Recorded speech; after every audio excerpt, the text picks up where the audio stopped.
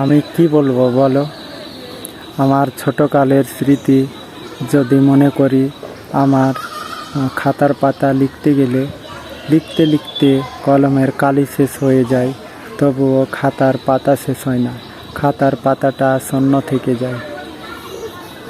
আমি রাত জেগে জেগে চোখের জলে মনের খাতাটাকে লেখার চেষ্টা করেছি যে এই শেষ করতে পারবো, আজ রাতে শেষ করতে পারবো। কই, শেষ তো হয়নি, আমার মনের খাতাটা শূন্য থেকেই গেছে।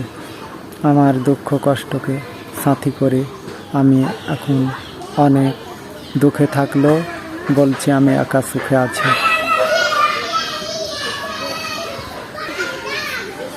তুমি বলো, তুমি কি বলতে চাও? তোমার মনের খাতায় লিখতে কি চাও? তোমার মনের খাতা খুলে দেখো, তুমি কি কোশ্চেন করতে চাও, কি প্রশ্ন করতে চাও।